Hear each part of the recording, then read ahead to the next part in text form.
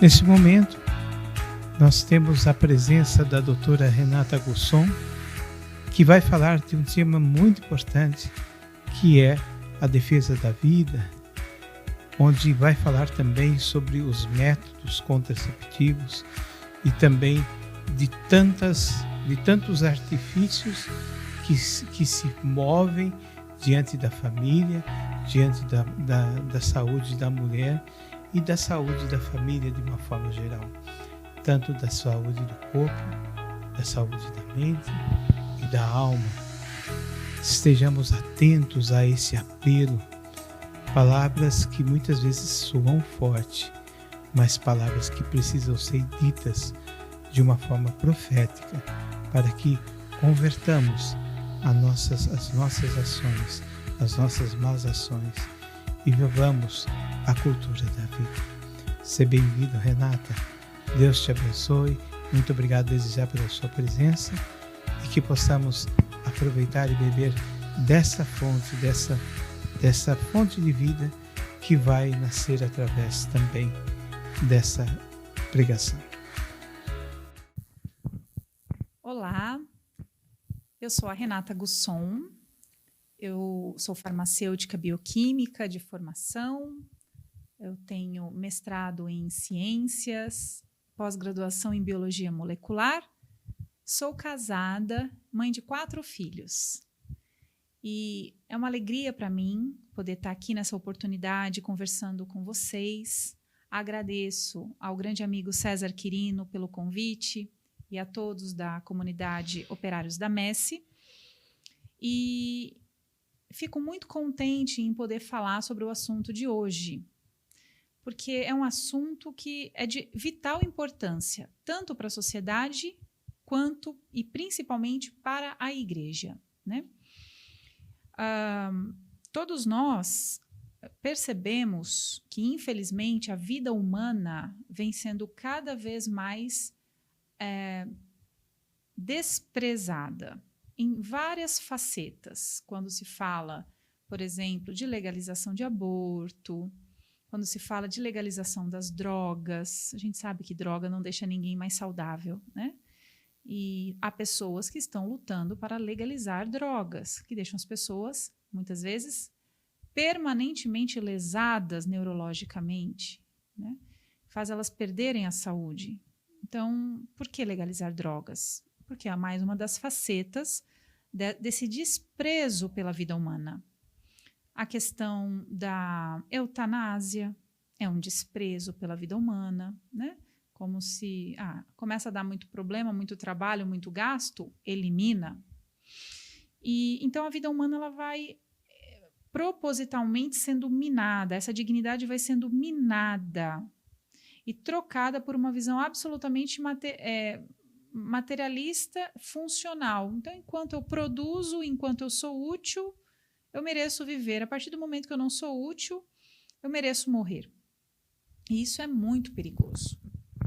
No mínimo, isso é absolutamente anticristão, né? Porque nosso Senhor diz que a gente vai ser julgado no último dia, baseado nas obras de misericórdia. Eu tive fome, você me alimentou. Eu tive sede, você me dessedentou. Eu estava doente, você me visitou. Então, a misericórdia, a compaixão, o amor para com os mais fracos é a nota característica da fé cristã. E foi assim que tantos e tantos santos, santas, construíram a sua vida, deixando obras de misericórdia, deixando congregações, movimentos, ordens fundadas para aliviar o sofrimento humano nessa terra e fazer as pessoas crescerem no amor a Deus. Madre Teresa de Calcutá não nos deixa mentir. Então, essa sociedade que procura aviltar a vida humana, a dignidade humana, ela tem como nota característica uma certa aversão imensa ao cristianismo. Então, nós precisávamos fazer uma contrapartida a tudo isso, que no fundo, é viver a nossa fé e permear a nossa vida, permear a nossa sociedade, permear todos os lugares desse espírito cristão. É assim que a igreja construiu a civilização. Agora ela está enfrentando um inimigo poderoso, que é esse anticristianismo, mas nós devemos recuperar o espírito cristão e expandi-lo sobre a terra. Lembrando que Nossa Senhora, pela intercessão da Virgem Maria, o melhor vinho veio no final da festa. Então, talvez haverá um tempo ainda mais belo do que jamais houve na igreja em matéria de santidade, de virtude, de fé, de amor a Deus. Às vezes o que parece o fim pode não ser o fim. Pode ser uma etapa dolorosa que prepara para um nascimento glorioso. Então é muito importante falar do resgate, da dignidade, do apreço pela dignidade humana, porque o homem é imagem e semelhança de Deus. Jamais pode ser desprezado sem que a gente despreze o próprio Deus, mais cedo ou mais tarde. E então, para começar, eu gostaria de tocar num assunto que muitas vezes é espinhoso, é incômodo. Mas todos nós sabemos, e já tivemos essa experiência na nossa vida, que muitas coisas que nos incomodaram no início, depois passaram a ser extremamente salutares e nos levaram para uma categoria de vivência da nossa fé muito mais alta do que se a gente não tivesse tido a orelha puxada em algum momento, ou a nossa vida consertada em algo que estivesse errado. Por isso que a Sagrada Escritura diz que Deus corrige aqueles que ama. Qual é o pai que não corrige o filho? É o pai que não ama. E que também ele nos poda para que possamos dar mais frutos. Então, talvez aqui eu vá podar algumas coisas, sempre com o objetivo de que se dê frutos maravilhosos e que a planta cresça mais forte, mais saudável. Esse é o objetivo da poda. E eu vou então falar sobre a questão dos contraceptivos. E, primeiramente, eu vou falar da categoria farmacológica dos contraceptivos. Como eu sou farmacêutica, essa é uma área que eu consigo desenvolver bem. Os contraceptivos são uma classe de medicamentos, e aqui eu coloco bem entre aspas essa palavra, porque os contraceptivos são uma classe de substâncias que não são usadas para melhorar nenhuma função que esteja funcionando, que esteja em mal, nenhum órgão, nenhum funcionamento anormal, tá? Ele não é usado para brecar o desenvolvimento de algum tumor ou algum tipo de crescimento anômalo.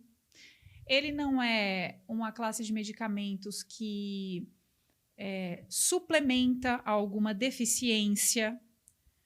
Ele não é uma classe de medicamento que combate algum tipo de agente infeccioso agressor.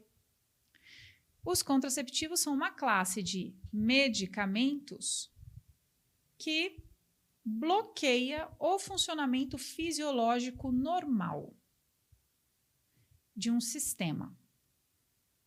Fazendo uma comparação, uma analogia, a gente poderia dizer que os contraceptivos, se a gente estendesse esse conceito, seria como a gente tomar remédio para o coração parar de bater, ou tomar remédio para o pulmão parar de respirar, ou tomar remédio para o rim parar de filtrar. A gente toma medicamento para fazer os ovários pararem, o útero não funcionar direito, as mamas também não.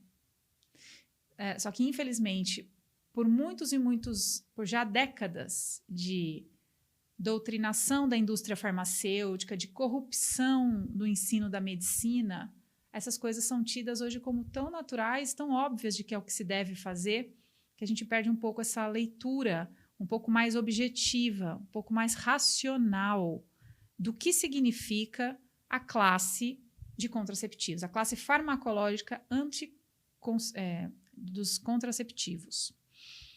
Então, os contraceptivos surgiram final da década de 50, início da década de 60. Eles tiveram um grande impulso pelo trabalho da indústria farmacêutica e também de uma pessoa, uma eugenista, casada com um homem muito rico, com um magnata. O nome dessa mulher é Margaret Sanger. Ela detestava negros e pessoas de, como ela dizia, raça inferior. Lembrem-se, nós estamos muito próximo nessa época da mentalidade nazista.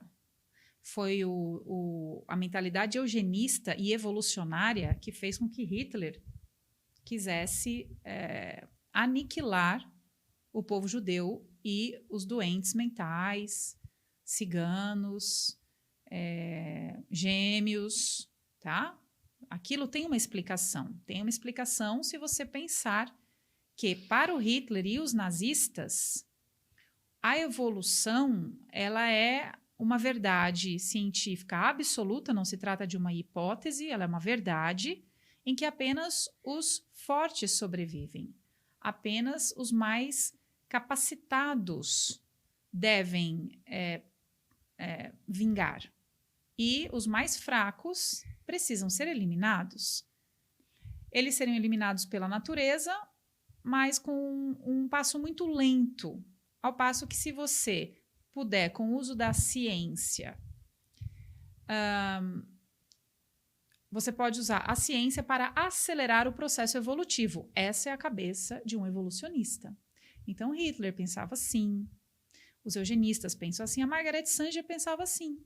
E ela foi uma das grandes impulsionadoras, com o dinheiro do marido dela, na pesquisa e distribuição de fármacos contraceptivos. Essa é a história inglória dos contraceptivos, para a gente ter uma ideia de onde essas coisas surgem, para a gente ver a gênese disso tudo. Não é uma boa raiz, né? Muito bem. Então, os contraceptivos, o que eles fazem na realidade? Eles vão bloquear uma função fisiológica, uma função natural, normal do organismo feminino, que é a função ovulatória. Todos os meses, pela nossa biologia, pelo nosso corpo naturalmente recebido, por essa beleza, essa máquina maravilhosa de que nós somos dotados, todos os meses uma mulher, ela ovula, ela libera um óvulo, uma célula germinativa, uma célula de reprodução. Geralmente, são 2 óvulos, 2 ovários que as mulheres têm, um do lado direito, outro do lado esquerdo, e uma vez por mês, então, ela ovula, sempre se guardando, na maioria das vezes, uma certa alternância entre ovulação no ovário direito, ovulação no ovário esquerdo. Isso, geralmente, uma vez a cada 28 dias. Esse é um ciclo. E quando a mulher ovula, uma série de fenômenos hormonais começa a acontecer. As mamas, porque sim, nós somos mamíferos, a gente mama leite, as mamas começam a se preparar para uma possível gravidez, para uma possível concepção, para uma possível amamentação. Então, todo mês, as mamas se preparam, elas crescem na expectativa de uma fecundação. Além disso, o útero da mulher se prepara através de um aumento de uma multiplicação celular para ficar mais preparado, mais como se fosse arrumar um ninho para receber o ovinho. Assim como o passarinho, a passarinha, eles preparam o ninho para colocar os seus ovos, o útero da mulher é um ninho, não deixa de ser um ninho, que todo mês é como se a natureza colocasse ali as pluminhas, os matinhos, para preparar adequadamente, de forma mais macia, de forma mais adequada, mais suave, a chegada daquele embriãozinho. Muito bem. Quando não acontece a gravidez, a mulher ovula e o óvulo não encontra o espermatozoide, outros hormônios começam a entrar em ação E isso tudo que foi construído para receber um bebê vai sendo naturalmente desconstruído. Então, as mamas regridem, voltam ao estado de regressão, o endométrio lá do útero começa a se atrofiar e a gente então tem a famosa menstruação, que a menstruação é a perda do ninho que estava sendo preparado para receber o embriãozinho, o bebezinho. Então, a mulher menstrua, né? E ali termina o ciclo, até que novamente, depois ela ovule. Comecem a funcionar outros hormônios e ela ovule. E isso é todo mês. É um ciclo, sobe, desce, sobe, desce. Essa é a natureza feminina. Bom, o que então os cientistas tiveram a brilhante ideia de fazer? A ideia é mais ou menos assim. Quando a mulher ela está grávida, tá? Existem hormônios que estão atuando naquela gravidez. Um deles é a progesterona. O nome progesterona significa a favor da gestação. Progestare. Progesterona é um hormônio progestação. A progesterona ela inibe a ovulação e a preparação do útero quando a mulher engravida. Por quê? Por que a mulher vai continuar ovulando se ela já engravidou? Não é verdade? A natureza é sábia, ela não perde tempo nem energia. Então, o que os cientistas acabaram fazendo, os pesquisadores? Eles resolveram produzir essa progesterona em laboratório e vendê-la em forma de pílula. Basicamente, foi essa a primeira geração das pílulas. E as mulheres, então, começaram a tomar esse negócio. Então, na verdade, os contraceptivos, eles são uma tapeação do corpo humano. A mulher simula que ela está permanentemente grávida. Agora, uma coisa interessante, o corpo da mulher não foi pensado para estar permanentemente grávido de modo artificial. Porque você até pode ter gestações múltiplas, ter poucos ciclos menstruais, porque você engravida muito, até pode, mas isso é natural. O que você não pode é a base de hormônios sintéticos todos os dias sinalizar para o teu organismo que você está grávida sem jamais dar à luz. Porque quando uma mulher dá à luz, uma série de fenômenos hormonais também acontecem. Ela vai passar pelo puerpério, ela vai dar mamar. Então, mesmo que a mulher tenha muitos filhos, ela não fica permanentemente grávida. Ela tem momentos depois do parto em que o organismo dela, o ciclo dela, experimenta uma alteração hormonal, diferente de você tomar pílula todos os dias, enganando o seu organismo sem jamais engravidar e sem jamais dar à luz, sem jamais amamentar. Muito bem. Quais seriam, então, os mecanismos de ação da pílula anticoncepcional? A gente pode dizer que, basicamente, didaticamente, são 3. O primeiro mecanismo de ação é o impedimento da ovulação. Então, o hormônio da pílula impede que o seu ovário amadureça os óvulos que já estão lá dentro desde que você foi gestada na barriguinha da sua mãe. Então, só para vocês terem uma ideia, quando as meninas foram gestadas no útero da mamãe, os ovários delas já tinham os óvulos, só que em fase imatura. E ao longo da vida fértil dessa menina, quando ela nascer, quando ela crescer, ela entrar na puberdade, tiver a primeira menstruação, a partir daí começa então a haver a maturação mensal, todos os meses, de um folículo, que dá a origem ao óvulo. E até que ela chega na menopausa, aí termina. Mas os folículos imaturos estão lá desde a concepção, desde a gestação da mulher, tá? Então, todo mês, de acordo com o funcionamento hormonal, a mulher deveria amadurecer um óvulo, fazer aqueles folículos maturarem. Então, um dos mecanismos da pílula anticoncepcional é impedir que isso aconteça. Então, você não tem os seus óvulos maturados, eles ficam lá imaturos. Outro mecanismo de ação é alteração da composição química do muco cervical. Porque o espermatozoide, para que ele chegue até esse óvulo, ele precisa de uma ajuda, assim, ele precisa de um caminho, ele precisa de encontrar um caminho até o óvulo. E quem faz esse caminho é o próprio corpo da mulher, através do muco que as células do útero produzem, as células cervicais do útero produzem. Quando a mulher toma pílula, esse muco, ele perde as características do período, do período fértil e ele ganha as características do período infértil.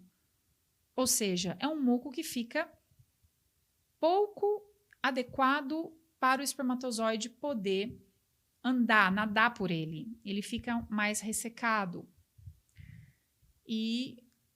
Então, esse é um mecanismo de ação também. A perda da mobilidade dos espermatozoides. E o terceiro mecanismo de ação seria justamente a perda dessa hipertrofia do endométrio. Acontece, então, uma atrofia endometrial, de modo que, se acontecesse, porventura, uma ovulação, se aquela mulher, mesmo tomando o anticoncepcional, ela ainda viesse a ovular, o óvulo conseguisse vencer a barreira e soltar o ovário conseguisse vencer a barreira hormonal e liberar um óvulo lá na trompa de Falópio, e se essa mulher tivesse relação e um espermatozoide encontrasse com esse óvulo e acontecesse uma fecundação, pela falta de preparação do útero, esse embriãozinho não iria conseguir se ligar, se grudar, se aninhar, nidar nesse útero. E ele, então, seria eliminado. É o que se chama... Bom, então, eu falei dos 3 mecanismos de ação.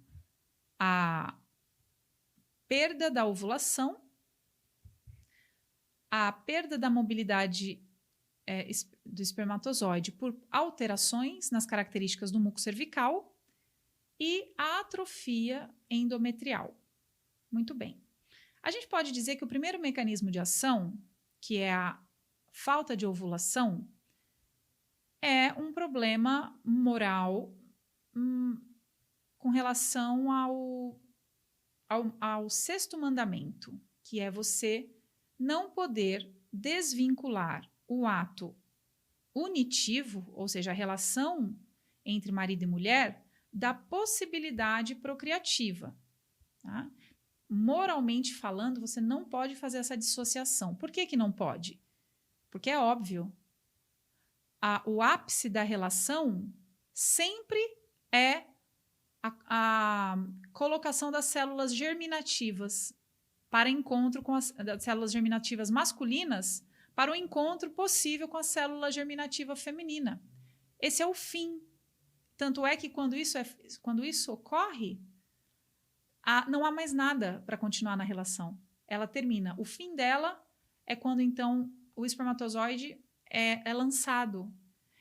Então, fica óbvio e claro que o fim da relação é a germinação, é a fecundação.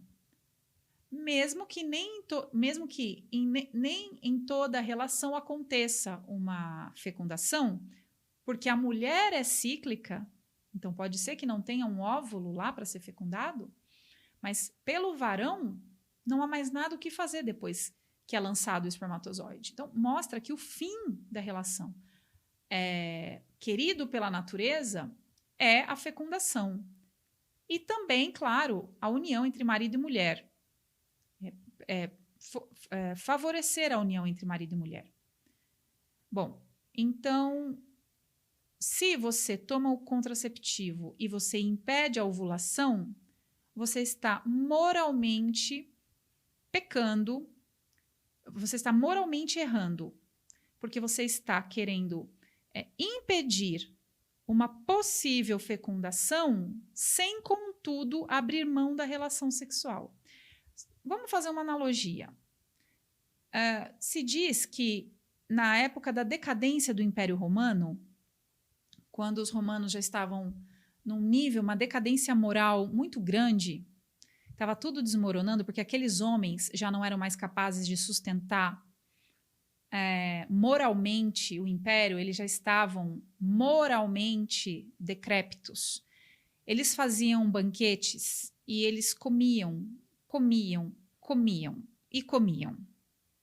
E aí havia um lugar, nos lugares de banquete, que se chamava vomitorium. Então, vocês imaginam o que se fazia lá, né? Não preciso nem falar. Para que eles faziam isso?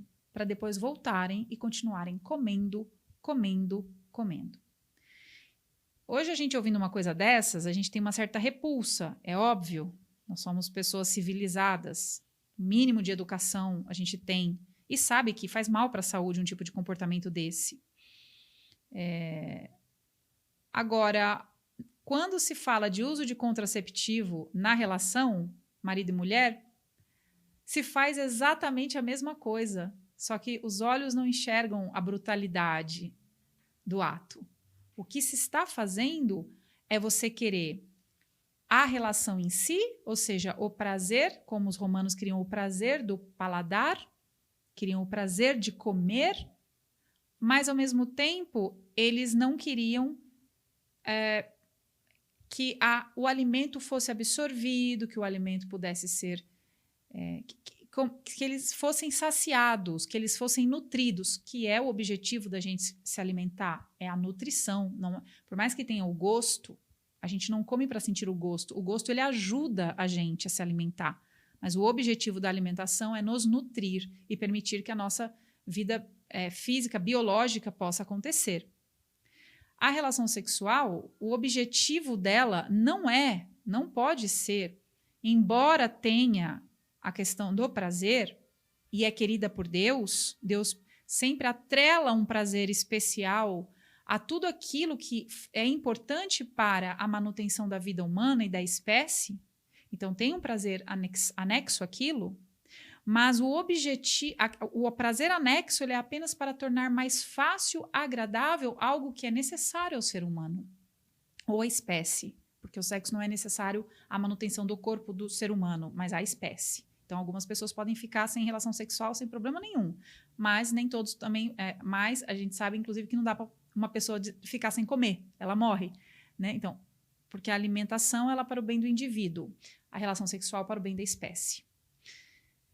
Então, por mais que exista o prazer, aquilo foi colocado lá para facilitar um ato necessário para a propagação da espécie, não para ser buscado em si mesmo. Então, a malícia, a maldade do pecado está em você querer o prazer dissociado da finalidade daquilo. Então, como eu quero comer, mas eu não quero que o alimento seja assimilado. Bom, hoje em dia a gente tem anorexia, bulimia, né? O que é uma pessoa bulímica? Ela come compulsivamente, porque ela tem, querendo ou não, ela tem o vício da comida. Só que aí dá um arrependimento. Eu não posso engordar. Meu Deus do céu. Vou lá e vomito. Só que isso sendo repetido, você cria um vício. Você cria uma deformação mental. Isso, inclusive, é uma doença, né? Hoje é catalogado como uma doença psiquiátrica.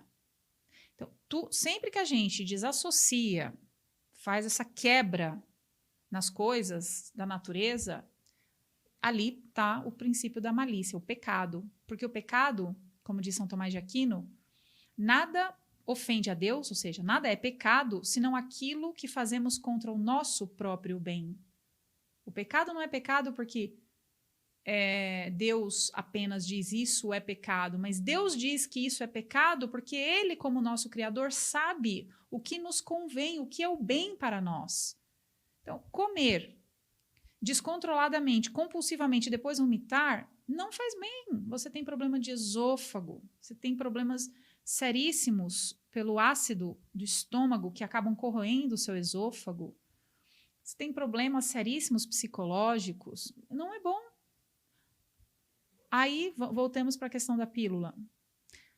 Se você toma a pílula anticoncepcional e, vamos supor que parasse somente na primeira forma de ação dela, que é o impedimento da ovulação, você estaria pecando contra o sexto mandamento. Você estaria desunindo o ato da possibilidade procriativa. E isso é uma imoralidade, isso é um erro, é uma desordem, isso é um pecado. Se ao tomar a pílula anticoncepcional também só houvesse o mecanismo de alterar o muco cervical, você também estaria pecando contra o sexto mandamento. Mas existe o terceiro mecanismo de ação. Aí a coisa fica pior. Porque pode acontecer de você ter sido fecundada, se você é mulher, tomando contraceptivo, o óvulo ter amadurecido, você ter tido relação, um espermatozoide entrou no óvulo, ou seja, ali se deu o início da vida humana. Só que o seu útero não estava preparado porque o anticoncepcional não deixou. E aí, esse bebezinho, esse embriãozinho, veio rolando lá pelas suas trompas de falópio, e lá no terceiro, quarto dia, quando ele cai no útero, que ele deveria se ligar, nidar para continuar desenvolvendo, tá tudo atrofiado. E ele, é mandado para fora. E são microabortos. Aqui a coisa fica ainda pior, porque além de pecar contra o sexto mandamento, você acaba pecando contra o quinto, o mandamento de não matar. E já pensou no dia do nosso juízo, quando tudo for revelado, nosso Senhor nos mostrar os nossos filhos abortados? E ele ainda dizer assim, olha, tudo que você fez ao menor dos meus irmãos foi a mim que você o fez? E o menor dos irmãos de Jesus é um embrião, porque nosso Senhor também foi um embrião. Nosso Senhor se fez homem, verdadeiro homem, concebido pela Virgem Maria, durante 9 meses. Ele se aniquilou até um embriãozinho, até virar um embriãozinho. Tomou a humanidade em sua totalidade. Então, os embriões são irmãos de nosso Senhor, sim. E tudo que a gente fez ao menor dos irmãos, menor é o embrião, de tamanho, né? A gente fez isso a ele. Já pensou que susto você vê que você abortou nosso Senhor? E aí você dizer, mas Senhor, quando foi que eu te abortei? Foi quando você, contrariando o ensinamento da igreja, a igreja que eu fundei para levar a verdade a todos os homens, para levar o evangelho, levar a vida a todos os homens, quando você, ouvindo o ensinamento da igreja, você tampou seus ouvidos, chacoalhou sua cabeça e disse, quem sabe o que é melhor para mim sou eu, porque inclusive o padre não cria filhos. E ali você fechou os seus ouvidos, tomou o contraceptivo e o resultado foi que você abortou não sei quantos filhos ao longo da sua vida. Só o dia do juízo vai mostrar. Porque não há nada de oculto que não venha a ser descoberto, nem os abortos ocultos. Então, isso é tão sério. Isso é tão sério, isso deveria ter o tamanho do mundo dentro de uma alma que deseja amar a Deus. Né? E infelizmente, hoje ainda, para piorar a situação, nós vemos que muitas mulheres elas não têm problema algum em fazer o uso dos contraceptivos e entrarem na fila da comunhão. E aí, além de matarem nosso Senhor pelo aborto, elas matam ele espiritualmente, recebendo a ele de forma sacrílega. É possível uma alma dessa encontrar paz interior? Não. Talvez valeria uma boa reflexão se muitas depressões, muitas síndromes do pânico, muitas alterações psiquiátricas, psicológicas, não tenham como base tantos pecados sérios cometidos no campo da nossa fecundidade. Porque pecar tanto contra a fecundidade, a gente pode até dizer, é justo que por esses pecados contra a fecundidade a gente acabe recebendo uma pena da morte espiritual, porque nós estamos matando, né? E aqui alguém pode dizer, mas Deus é misericórdia. Sim. Por exemplo, nos trouxe aqui para fazer esse vídeo, para falar, para explicar, para brilhar a luz da verdade, o ensinamento de Cristo, o ensinamento da igreja. Quem tiver ouvidos, ouve. Agora, quem se fechar no seu coração e quem disser, não, eu não posso, eu não posso, eu não posso, demonstra uma fé em Cristo tão pequena, que Cristo não pode fazer nada por essa alma.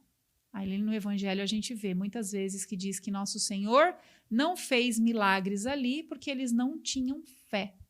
Ao passo que aquela moça que sofria de fluxo sanguíneo, que sabia que só se tocasse na barra da roupa de Nosso Senhor, ela ia ficar curada. Nosso Senhor, entre aspas, nem soube quem tocou ele.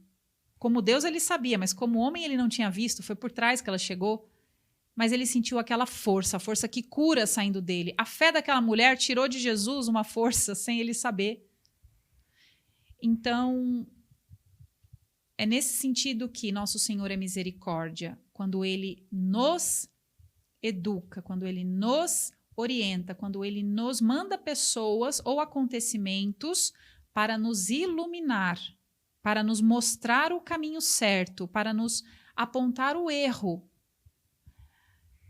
Essa é a misericórdia divina. É a misericórdia que diz, meu filho, levanta, vai, e não peques mais. Os teus pecados estão perdoados, vai, não peque mais. Então, eu não sei a quem esse vídeo vai chegar, não sei, não conheço, não sei de nada. Nosso Senhor sabe tudo o que Ele está fazendo. Diz que Ele envia a chuva sobre a terra e para lá ela não volta sem ter produzido todos os frutos que Deus quis que fossem produzidos ao enviá-la. Então, Nosso Senhor me trouxe aqui, Nosso Senhor me deu essas palavras, Ele sabe os frutos que Ele quer produzir. Que eu desejo do fundo do coração que todo mundo que está ouvindo, seja como na parábola do semeador, seja aquele terreno em que o semeador jogou a semente e a semente caia em terra fértil, que produza frutos. Que ninguém aqui que esteja ouvindo seja aquela terra dura que o passarinho vem e leva antes da semente germinar. Ou que não seja como o terreno pedregoso, que recebe até com boa vontade as palavras, mas como não tem o centro em si mesmo, como não medita, como não aprofunda as coisas, na primeira dificuldade já não tem mais fé, já abandona o que é certo, e aí a plantinha morre com o calor do sol, ou seja, com o calor das preocupações. Ou aquele terreno que, por causa dos desejos das coisas do mundo, o espinheiro acaba sufocando a plantinha. Às vezes nós temos que tomar cuidado com os nossos desejos. O que eu desejo? Eu desejo só bem-estar? Viagens? Carro? Porque essas coisas realmente custam. E muitas vezes elas competem com um filho. O filho custa. Como eu não posso ter todas as coisas, eu tenho que escolher. Ou eu tenho filho, ou eu tenho carro, uma casa maravilhosa, uma casa na praia, viagens, meus luxos.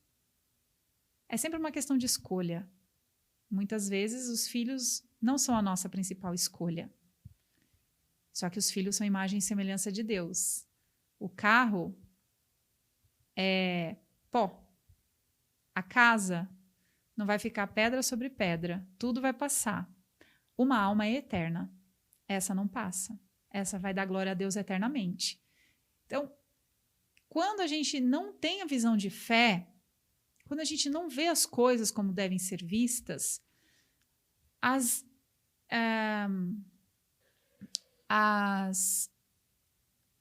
imagens que o mundo projeta no nosso coração, elas ganham vida muito facilmente, são umas certas miragens, né, umas ilusões, e a gente acaba deixando de ver as coisas como elas realmente são. Portanto, eu estou dizendo essas coisas dos contraceptivos para vocês, porque é algo muito evidente que separa as pessoas, aquelas que têm fé e aquelas que não têm fé, por mais que muitas vezes estejam na igreja, inclusive recebam os sacramentos. Nosso Senhor vê o coração, né? E ele dizia para os fariseus: esse povo me adora com os lábios e me odeia no coração. Olha, queira Deus nosso Senhor que nenhum de nós que estamos aqui assistindo esse vídeo, nenhum de nós adoremos o Senhor somente com a boca, porque Ele vai ver o nosso coração. As palavras são vento, a palavra humana é vento, é o coração, é o centro do ser humano, é o fundo da alma dele que vai existir para sempre, que é ali onde Deus habita, é ali que Ele vê tudo, né? Bom, Renata, mas eu tenho medo, porque o mundo está difícil, as coisas estão carérrimas, a escola custa uma fortuna, meu Deus, realmente, eu não tiro a razão, é tudo verdade o que está sendo dito, né? Mas é também verdade que a gente observa que casais que são abertos à vida, de um modo misterioso, sempre conseguem criá-los. Agora, às vezes pessoas tão egoístas que querem ter cachorro em vez de filho, gato em vez de filho, ter meio filho se fosse possível, muitas vezes estão atoladas em dívida, uma coisa assim, uma bagunça financeira. E você vê as famílias numerosas, as coisas são simples, obviamente, são difíceis, mas sempre dá. Olha, eu tenho testemunho, assim, amigos com 7, 8 filhos, as crianças sempre vestidinhas, alimentadas, cuidadas, com fé. Nosso Senhor não deixa faltar para os passarinhos o seu alimento. Ele já falou isso. Quanto mais valeis vós, homens de pouca fé, quanto mais valem os teus filhos para mim. Então, os teus passarinhos, que são os seus filhos, valem muito mais do que muitos passarinhos, Jesus já disse, né? E, portanto, o que eu tenho a dizer às pessoas que têm medo são duas coisas. Primeiro, nem sempre os nossos medos, eles se verificam na vida real. Muitas vezes eles ficam aqui, ó, tá?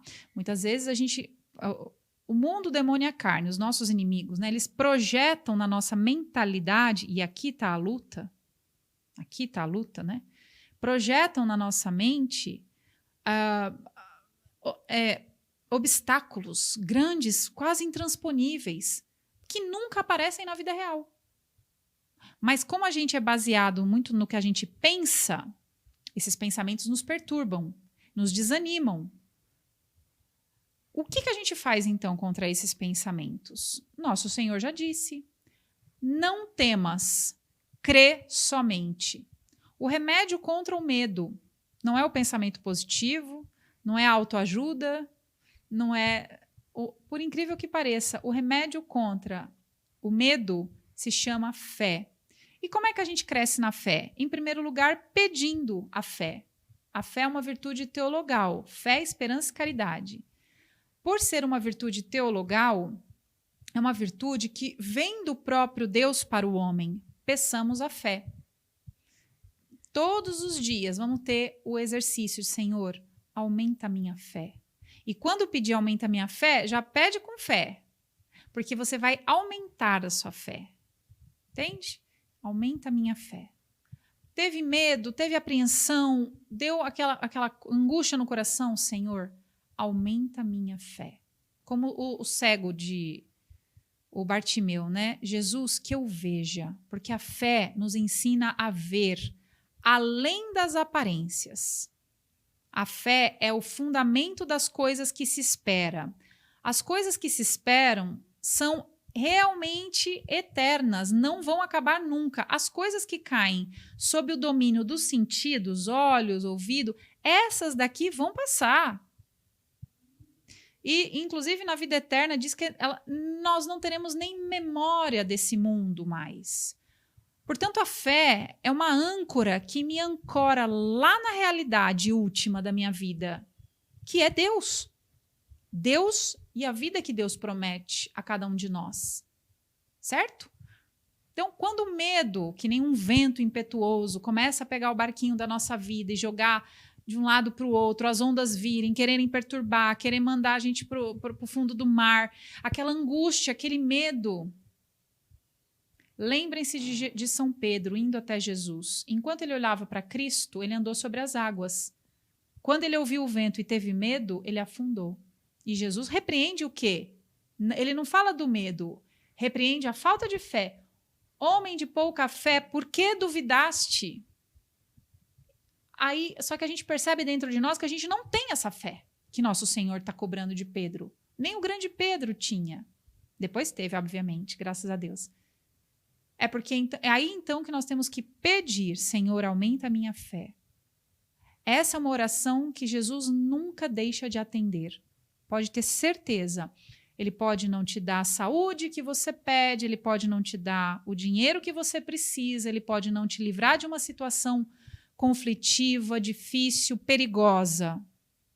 Mas se você pede a fé, ele, com respeito, com fé, querendo mesmo que você cresça nessa virtude, ele não deixa de atender. Portanto, contra o medo, peçamos a fé. Além disso, ouçamos pessoas que vivem essa entrega, que vivem essa realidade, dessa abertura à vida. Graças a Deus, a internet ainda é um pouco livre e a gente pode ter acessos a perfis de pessoas que fazem, que são pais de muitos filhos. A gente vê que onde o Espírito Santo chega, onde a vida chega, o Espírito Santo atua, as pessoas têm fé, começam a aparecer iniciativas muito variadas e bonitas. Você vê esse movimento de pais que educam os filhos em casa, movimento de pais que criam escolas para os filhos estudarem, abrem escolas e escolas católicas. Você vê tanta coisa, editoras produzindo material didático, livros. Não para. Mas por quê? Porque lá atrás, muitos desses pais resolveram dizer: não, eu não vou desobedecer a Deus nosso Senhor. Eu vou ter os filhos que Ele me enviar. E aí, graças a isso, outras coisas vão se seguindo, porque a fé, ela é uma chuva benfazeja, e a chuva benfazeja, ela nunca deixa de produzir os seus frutos, né? Então, se a gente tiver essa visão certa das coisas, é como diz o Salmo: feliz o homem que teme o Senhor. Temer significa submeter-se, significa buscar andar no caminho de Deus. Então, feliz o homem que teme o Senhor. Nós vamos experimentar o que é a felicidade. Agora, o caminho dos maus, esse leva à morte. Ainda que nessa vida pareça que eles triunfem, pareça que eles sucedam bem, a vida deles é muito boa, são como diz o Salmo, são iguais ao gado gordo que se abate. O gado, ele engorda para ir para o matadouro. Portanto, meus queridos, eu queria terminar, me aproximo já do fim, dando essa mensagem, eu tenho uma palavra que eu me esqueci agora, deixá-los entusiasmados pelo amor de Deus, pela misericórdia divina. Deus é Pai. Deus nos conhece, Deus nos ama, Deus nos segue mais do que a gente. Ele está em nós muito mais do que nós estamos em nós. Muitas vezes a gente se distrai da gente. Deus está ali, atento a nós. recorramos a Ele com o nosso coração, recorramos a Ele. Vamos observar a vida de Nossa Senhora. Que mulher, que maravilha! Tudo conservava no seu coração, tudo meditava. Nossa Senhora via as realidades a realidade que os olhos mostravam, mas ali ela meditava o que Deus fazia. Portanto, naquela cruz tão horrorosa, tão terrível, né, que espadas de dor foram cravadas no coração dela, ela permanecia de pé, porque ali ela via a Jerusalém celeste. Ali ela via a comunidade dos homens salvos. Ali ela via as almas benditas. Ali ela via o Cordeiro de Deus iluminando a cidade, a lâmpada do Cordeiro. Ela via nós pela graça divina, que era Deus, todos nós, né, sejamos salvos pela misericórdia divina. Ela nos via. Ela via tudo ali, o que estava acontecendo de verdade. Os apóstolos, porque não tinham fé como a Virgem Maria, só viam um homem destruído e eles estavam morrendo de medo de seguir o mesmo caminho. Nossa Senhora não teve medo, Nossa Senhora ficou de pé, apesar de estar apunhalada por espadas de dor no coração. Uma coisa não exclui a outra, né? Mas o fato dela estar de pé, enquanto o coração está apunhalado, mostra o que a fé é capaz de fazer em nós. E aí eu já vou me despedindo de vocês, pedindo que a Virgem Maria, glorioso São José, possa trazer uma chuva de graças sobre todos vocês que estão ouvindo. Vocês meditem essas coisas, leiam a Sagrada Escritura com muita fé e peçam a fé, para que, através dos filhos, de famílias, o mundo possa ser novamente recristianizado. E aquela promessa, aquele milagre que veio através da Virgem Maria, o melhor vinho ficou para o fim, seja uma profecia a respeito da igreja. Ainda há de vir o vinho melhor, pela graça de Deus e a intercessão da Virgem Maria. Que Deus abençoe todos vocês. Bem, graças a Deus encerramos mais este caminho, né, nessa primeira videoconferência em favor da vida e da família. Tenho certeza e espero que muitos tenham aproveitado de uma forma bem ampla tudo aquilo que foi trazido. Também quero dizer que continuará postado em nosso canal todas estas palestras. Então, aqueles que desejarem distribuir para os seus amigos, pessoas que você conhece, se você desejar assistir novamente, está já aqui no nosso canal, né? Você pode visitar o nosso canal, que vai estar postado e à disposição de todos. Quero agradecer a Deus, agradecer a todos os nossos irmãos que deram esta magnífica contribuição. Agradecer a Deus pela oportunidade, através do carisma Operários da Messe, do qual temos esse carisma de dar a vida a quem não tem. Que esses 2 dias sejam realmente dias que contribuíram com a cultura da vida, trouxeram mais vida para a sua vida. Que Deus nos abençoe. Agradeço pela intercessão de São José e de Nossa Senhora. E peço a bênção de Deus sobre todos nós, sobre todas as nossas famílias. Em nome do Pai, e do Filho e do Espírito Santo. Amém.